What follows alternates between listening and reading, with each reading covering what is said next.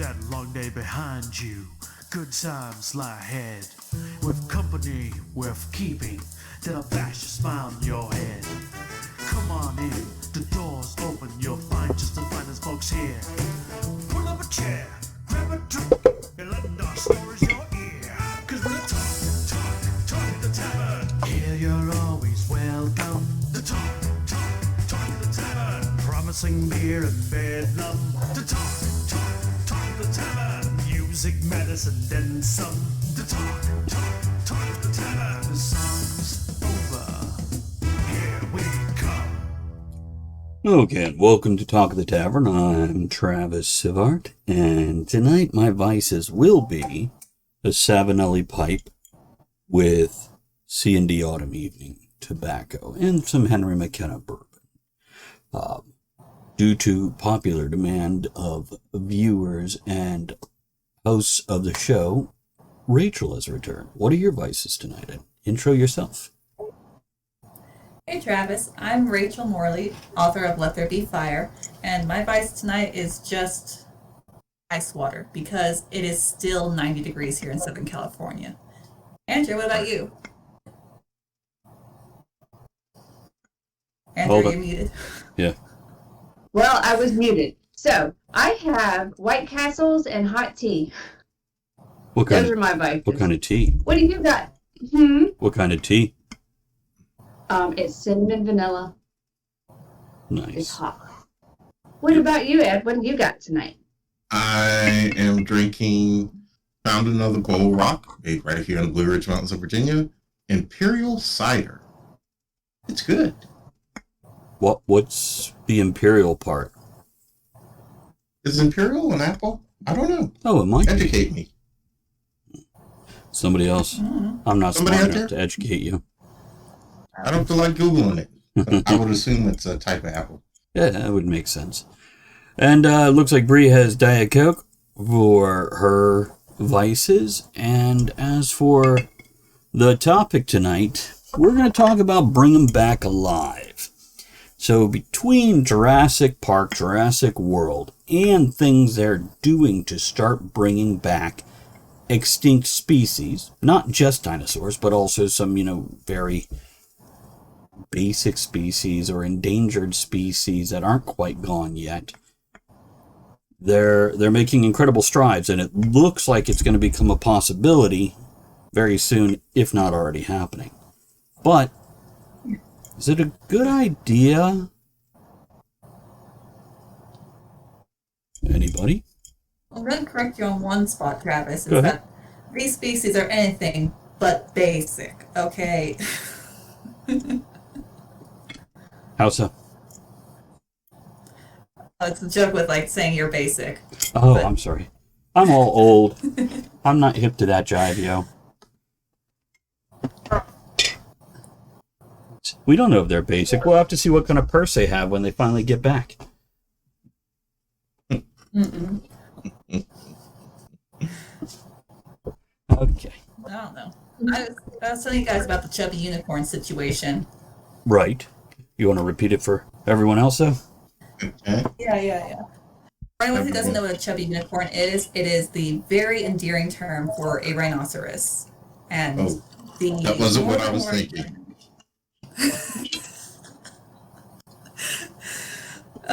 And the northern white rhino, if I remember, I think it's northern, not southern, is extinct. There are only two left in the species. They're both female and they're both infertile. So right now, the San Diego Safari Park has been working vigorously to try and reverse the extinction, to try and bring them back. So, should we?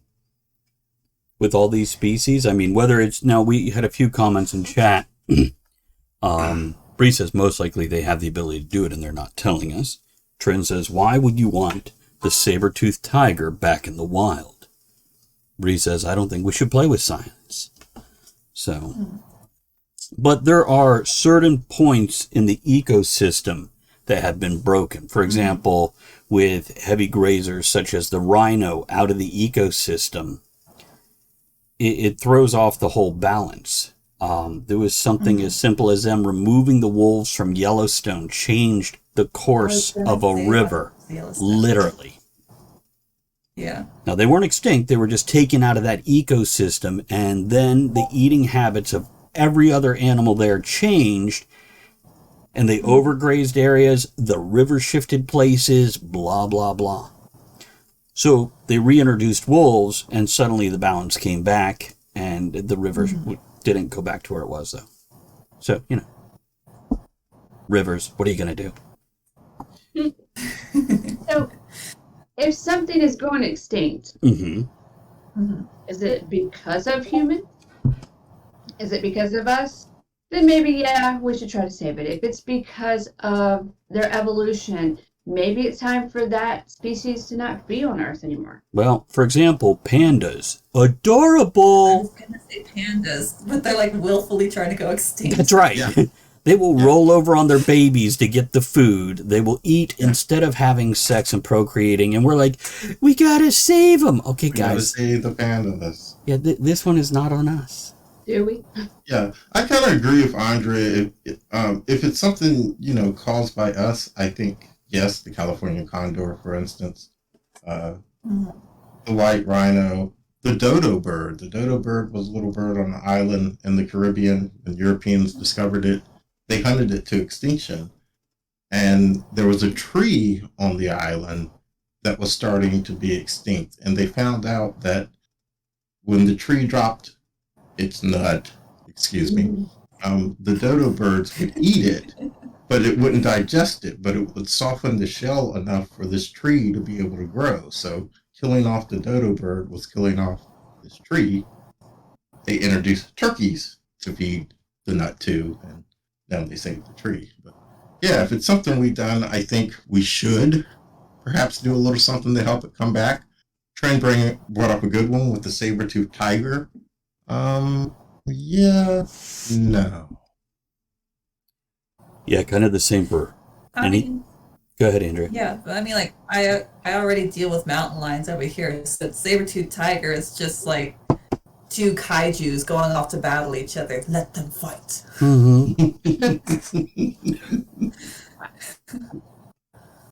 So, is there something that you guys would like them to see bring back? I mean, there's the environmentalist part of me that understands about the wildlife and how it plays a part in the ecosystem, and then there's the agricultural part of me that knows, especially with World War I and World War II, there was a lot of domestic livestock that was just lost. Either it was a casualty of war, or it was extorted for meat, or whatever else used that there was, and no one bothered to try and breed back the line. They didn't even really notice it was going extinct until it was too late. So there's those sides of me, but there's also the sci-fi side of me that when I'm reading this book, I'm like, bad plan, man, bad move. See, that's a really interesting point, though, about domesticated animals. And, a certain line, because last time we had you on the show, we talked about lines of livestock where you purposely breed them to be more docile or, more meat and all this sort of thing. Yeah. And not just you, but human beings for tens of thousands of years since we started domesticating animals. And if we have a good line of beef cows that go extinct for whatever reason, would that be good to bring back? Yeah. I mean, that also really depends, too, on what your demand is for meat versus what you can actually produce and hold. If you're, I don't remember which species it is, but there is a species of domestic cow that it is double muscled, and I kid you not, it looks like, how Arnold Schwarzenegger and Hulk Hogan looked in their prime? Yeah. Be careful how you say that name. But imagine these two giant muscle men, but cow version, and that's what it looks like. And it's having a harder and harder time maintaining the line because it's too much of an animal. Right. And it's hard and hard to keep them healthy and keep them sustained because there's so much deformity in trying to create this ultimate beef. So I think it really comes back down to what is the demand for this animal, speaking domestically, not, environmentally, and is it possible to safely sustain that animal? I think Can you do it without massive inbreeding, without having, too much impact on where your agricultural space is? I definitely think we need to look at the environmental anytime we look at the domestic, because the one big thing they love to throw around the news is basically cow farts, methane in the atmosphere. And as we produce more, which, historically, we never got this much beef in our diet.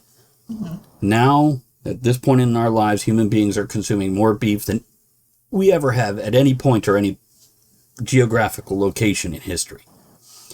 So, Yeah, and I'm not saying I don't love it. I'm just saying. That's a fair assessment for the Western Hemisphere. I think for Western culture is Right. we have consumed a lot of beef.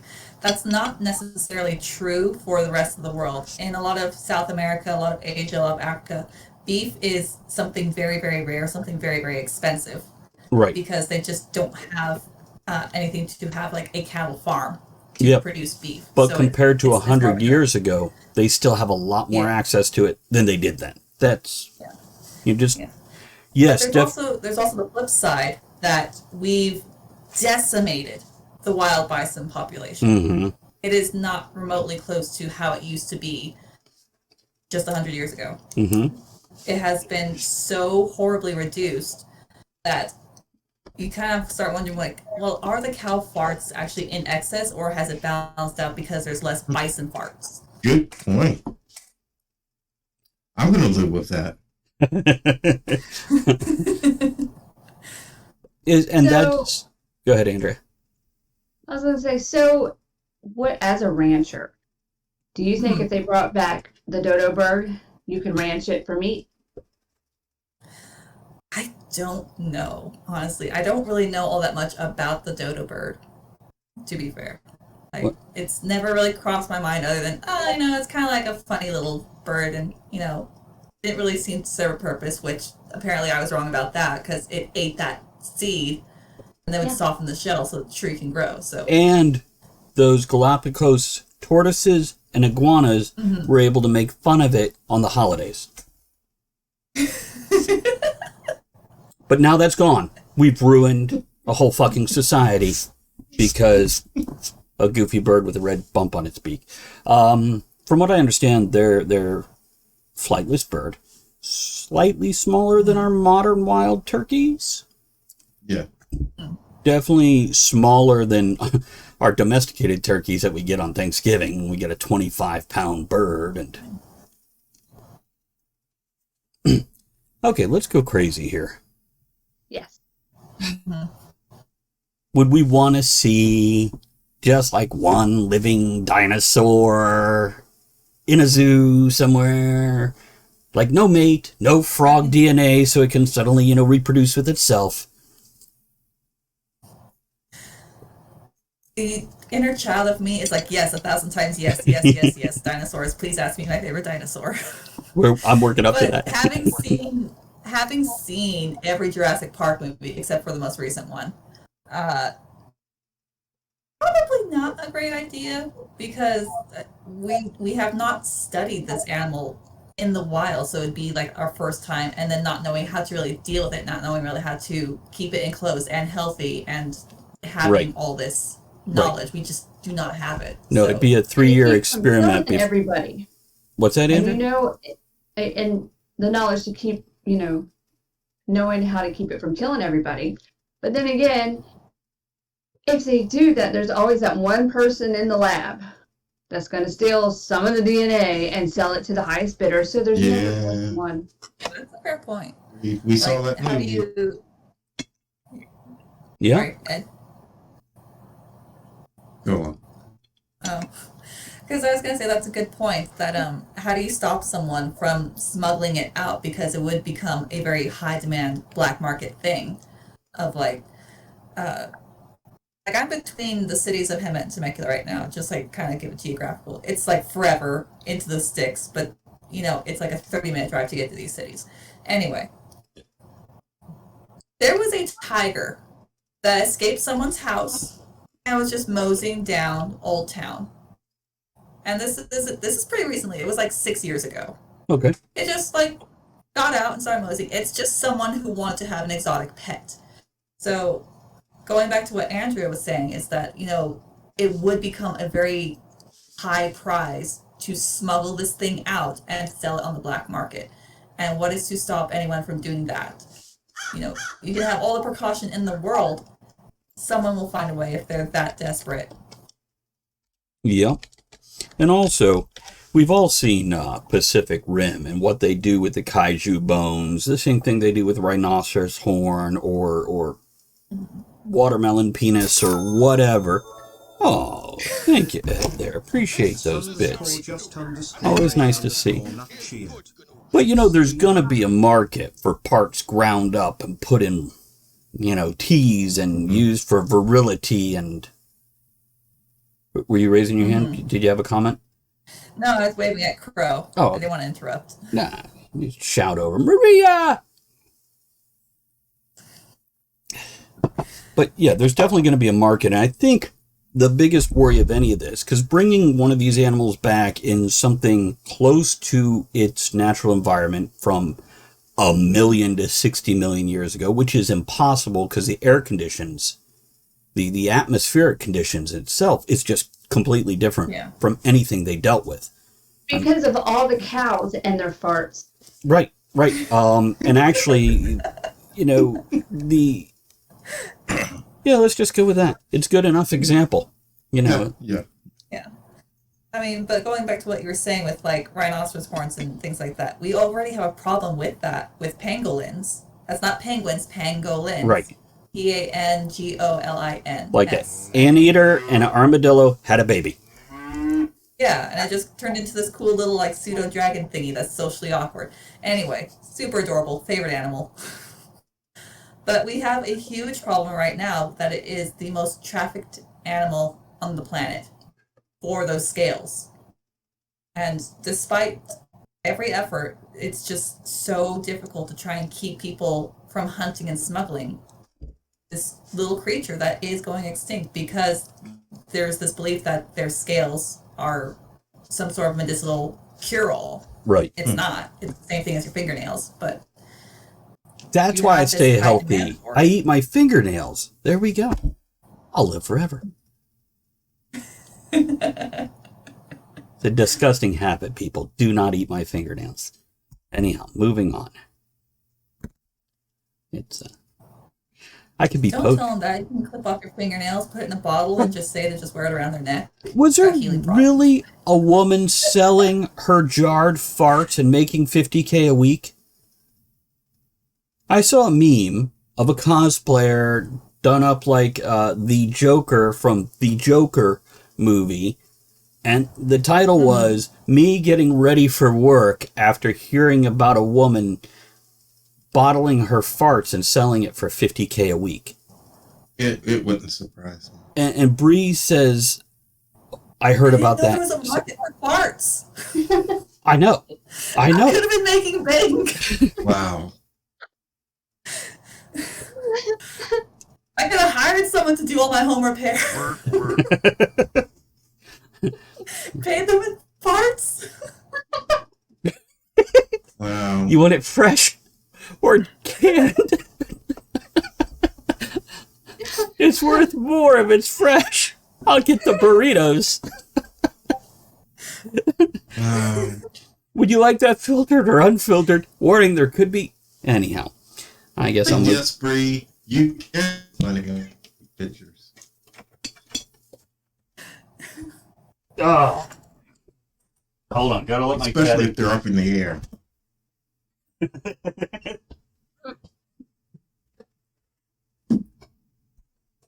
So... Travis left us. Is he farty? Wait. Someone was saying in chat that you can make money off of feet pictures. Yeah. Oh, yeah. I don't know if you guys know this, but I have extremely cute toes. So there's all this creepy part of the internet I don't know about. I'm too busy being outside. I should have been on the internet looking how to exploit my toes. Well, you can do that after the show. So don't think I might. Guys suck on them, Yeah, like the episode before you came on last time, we had a whole show about that sort of thing. Show them to me. Would you pay for pictures of somebody's feet, though, Ed? Fuck no. Then again, I'm one of those guys, I'm like, I wouldn't pay for a picture of boobs either. They're free on the internet. That's another topic for another show. Here's the thing as well, is that I've spent most of my life in Southern California. Flip-flops are worn 9 months out of the year. Everybody can see everybody's toes. So I never dawned on me that, like, you can make money on this. Like, who are you people? Where are you? Are you in Canada? Yeah, the freaks come out at night. Are you in Canada? Somewhere where you wouldn't be wearing flip-flops. It's been so long since I've seen toes. I'm obese, can't even see my own. And nobody wears flip-flops. Goddamn Eskimo weather.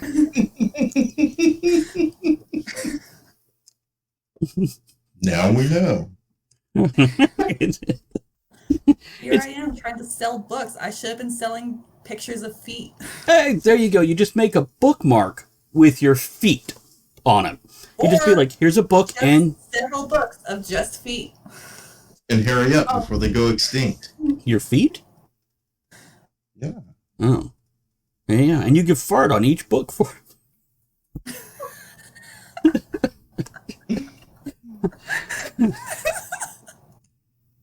Smells different from my feet. That's extra.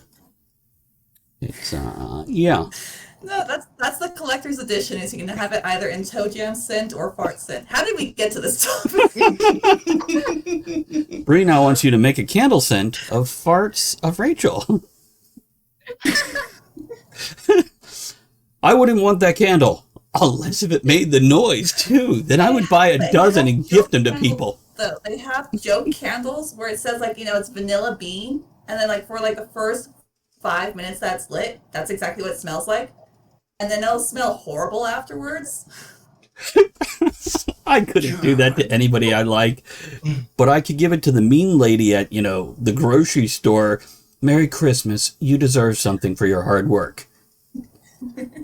Karen. I've already told you, I think, elsewhere, not on the podcast, but the way that I get to cut in front of a lot of lines is because I always bring gifts around the holidays to, like, the UPS girls, to, like, the managers at the supermarket that I frequent because they're, like, small, family-owned, or, like, that's their branch, whatever it is. I have a question. Are you sure that's why it is? Not because you're wearing those tank tops? Just checking here, because I need to know if I need to give gifts or get better shirts. Better shirts, Travis. Sure. Travis, okay. Just go in wearing a mankini. Just see, let's do this social experiment right now. Bree wants to buy me one. He was looking at pictures. Do it. Yeah. Then I could do a whole Twitch podcast in my mankini. I feel like I would have to... Good. Here's what you do. You just start vlogging your social experiments, starting with the mankini. That's some social experiment. I don't think I could go into Tappahannock. I don't think I'd be safe wearing a kilt in this podunk town I live in, let alone a mankini. Then again, I might be surprised. But that's how you make money. I still live in Southern California. If I just go anywhere wearing a French bikini and, like, no shoes, they're just going to tell me I have to wear flip-flops before entering the store. That's it. There's no social order for it, because that's just normally how we dress. It's just, it's always beach weather. It's always hiking weather. So what's the difference between a French bikini and a regular one? Cost? I don't know. I mean, There's a lot left. See, I thought she meant the There French was- one-piece bikini. And I was like, okay. is that just bottoms? Yeah. Okay. Mm-hmm.